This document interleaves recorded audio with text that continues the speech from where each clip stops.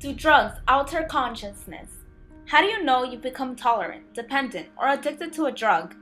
What are some common misconceptions of drugs? Drugs and consciousness, today in Discovering Psychology.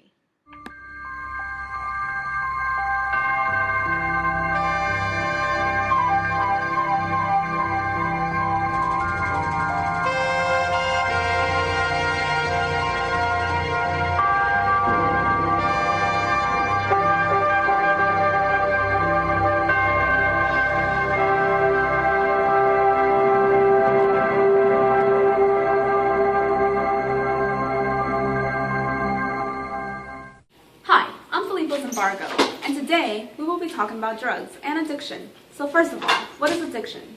Addiction is a compulsive craving for a substance that often comes with consequences such as nausea, distress, vomiting, and possible death. There are many myths concerning drug addiction. The first myth, addictive drugs quickly corrupt. Just because it is a highly addictive drug does not mean everyone becomes addicted to it.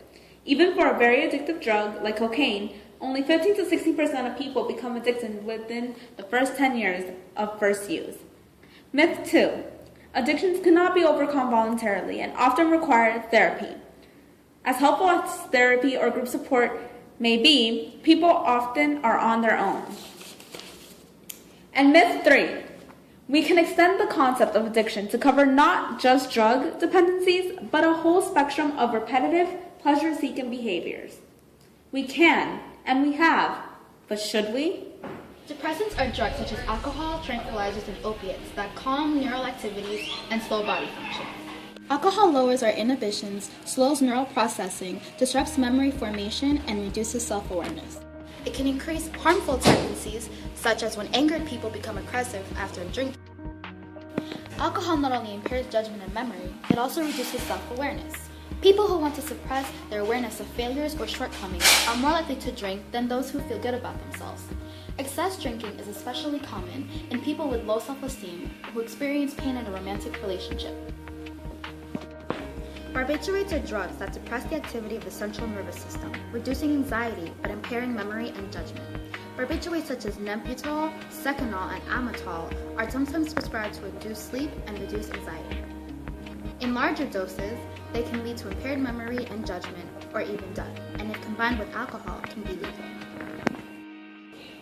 The opiates, opium, and its derivatives, such as morphine and heroin, depress neural activity and temporarily lessen pain and anxiety.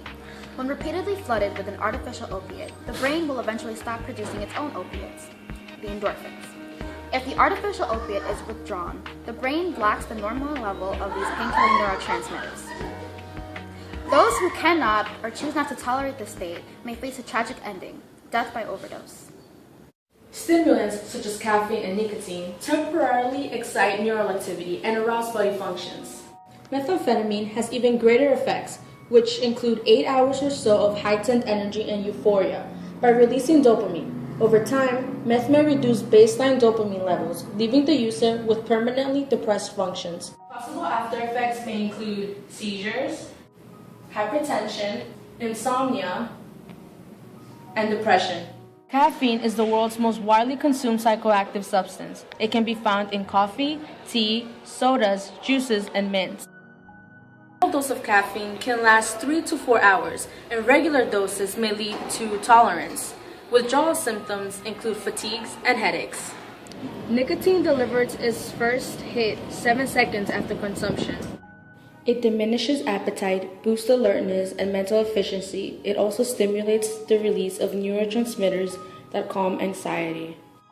These rewards keep people smoking even though they wish to stop. Cocaine gives you a rush of euphoria that depletes the brain's supply of dopamine, serotonin, and norepinephrine. Within 15 minutes, a crash of agitated depression sets in. Ecstasy users experience 3 to 4 hour periods of emotional elevation and connectedness with those around them.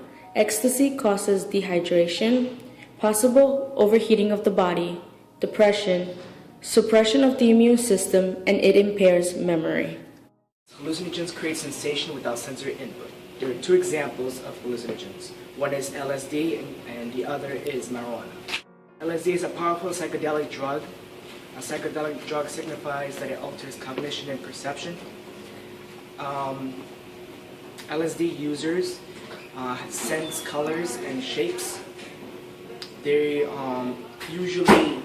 they experience mind and body separations. They could see geometric shapes. Marijuana has an active ingredient called THC.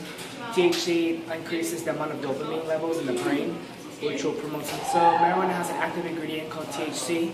THC could increase the amount of dopamine levels in the brain and will promote schizophrenia. And this will, the individual who takes marijuana will see things that are not really there and pretty much hallucinate, which is why it's called a hallucinogen. Some people may be more vulnerable to drugs. Here are some stats. Drug use among high school seniors peaked in the late 1970s. Anti-drug education campaigns in the 1980s cut abuse significantly.